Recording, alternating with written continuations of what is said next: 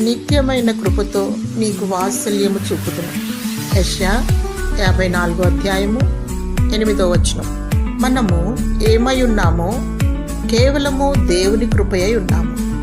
విశ్వాసము ద్వారా కృపచేతనే రక్షింపబడి ఉన్నాం. అయ్యా, తండ్రి, అబ్బా అని పిలిచే అర్హత దేవుడు అనుగ్రహించాడు. ప్రభువైన యేసుక్రీస్తు కృపా సత్య సంపూర్ణుడు. నీకు కృప వెంబడి కృపను అనుగ్రహించును. నీ పట్ల దేవుని కృప అధికమవును. లోకానికి వేరై దేవుని కొరకు పరిశుద్ధత కలిగి పునరుద్ధాన రాకడ కొరకు సిద్ధపడుతూ ఉండాలి. అనాది కాల సంకల్పము చొప్పున జగత్పునాది వేయబడక ముందే దేవుడు నిన్ను ఏర్పరచుకున్నాడని ఎరిగి బహునిష్టగా దేవునికి ఇష్టంగా జీవించాలి.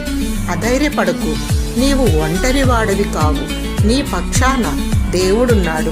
నిన్ను అనాథగా విడువడు. శాశ్వతమైన ప్రేమతో నిన్ను ప్రేమించుచున్నాడు. దేవుడు తన వాత్సల్యమును, కృపను చూపుచున్నాడు. ఆయన నీ పట్ల ఆయన ఒక్కరే నమ్మదగిన దేవుడు. తన వాగ్దానమును నీ పట్ల నెరవేర్చును. జీవగ్రంథమందు నీ పేరు లిఖింపబడిన నిన్ను వరుడు తన రథములో కొనిపోబడును. దేవుని స్తుతించు. దేవుని కృప నీకు తోడై ఉండును గాక. ఆమేన్.